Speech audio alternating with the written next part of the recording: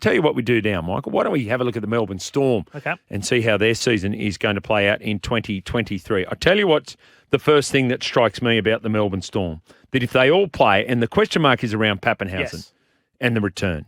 So, a shattered kneecap. They think he's going to be okay. I guess we find out trial games early part of the season. But if you start looking at their spine, we talk about spine all the time. Pappenhausen, Munster, Hughes, Grant, best in the league. Best by far in the league. Where you look at some sides and you go, okay, they've got 3 of the 4 if they're lucky. Yes. 2 of the 4, most of them have got that. Yep. Some have 1. You look at Melbourne, 4 genuine superstars in their 1, 6, 7, 9. So you got to say, are they state of origin class? So Pappenhausen hasn't played state of origin. Through more bad luck rather than form. But he's a Central Coast Mariner winner. Clive Churchill medal winner on the big stage. So Cameron Munster, a star at state of origin level. Jerome Hughes, there were some games over there in that Rugby League World Cup that New Zealand were pretty ordinary, but Jerome Hughes carried the day, and he has done that for the Melbourne Storm a lot of times. And Harry Grant, well, I just think if you had the option to choose any hooker in the league, he's it. Agreed. And Pappenhausen, only injury stopped him from playing Origin. He would have played some part in a series off the bench or something by now. Yep. But he's had a run of bad luck through injury and concussion. So, but yeah, easily the best 1, 6, 7, 9 in the competition. So we have to take into account no Bromwich. Yes. So Jesse and Kenny go. Kafusi goes. Contrasting that is the new players coming in, and the new players no Brandon Smith. No Brandon Smith. Very good point. Christian Welsh is like a new player coming back in. Now, touch wood that he has a injury-free season. Eli Katoa.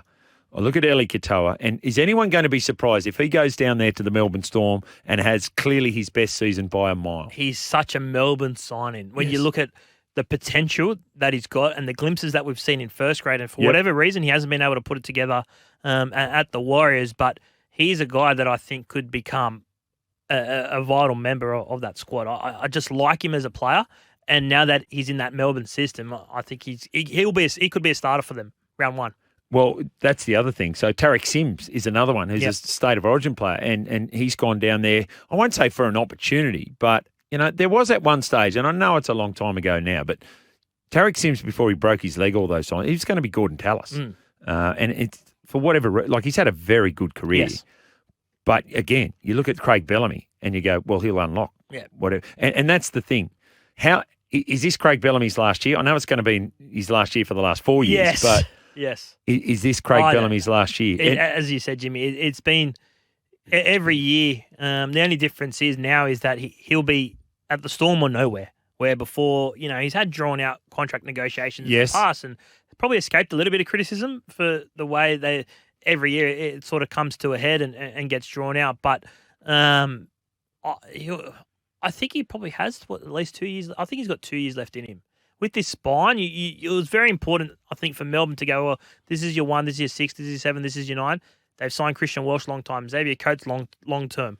And you go, well, Cam Munster. Yeah, all their spine long term. And I think they've said to Craig, well, this is your side still. Yeah. You've got these for the next couple of years if you want them. So there's no rebuild. There's no, we're going to dip or anything like that.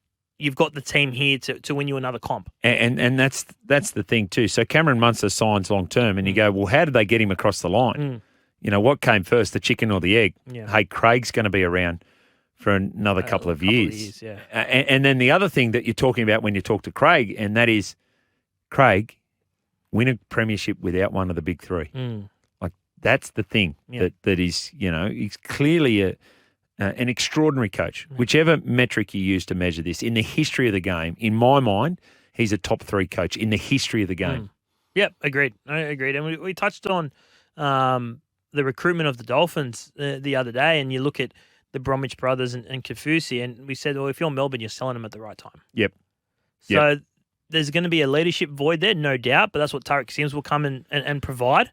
Christian Welsh will provide that once he's back in the lineup, and I think they're going to be a top 4 side again. Yeah, I agree with you. So if we start thinking about who else is there, so the scouting chart looks like this, that Jonah Pizzette will come in and cover for Munster during the State of Origin period. Now, he had 4 or 5 try assists in that under 20 State of Origin game. He was the teenager coming through of his age group. Yes. Like, think Sam Walker, Yep. hype around him, but has had a delayed entry into first grade. Which may not necessarily be a bad thing. Plenty of time to go for Jonah on that one. And the two other names that were mentioned, Jack Howarth, who they're talking about him as a centre, probably end up in the back row, but he's a phenomenal athlete and an incredible specimen. And Will Warbrick, the guy they took out of New Zealand Rugby Sevens, apparently he's a guy who could be putting a lot of pressure on Nick Meaney from a wing position. So then you've got Coates and Will Warbrick on the wings, these two giant humans that... and again, someone like Xavier Coates, he'll improve because of the system that he's in. So, okay, they're a top 4 side for you? Yep. Yeah.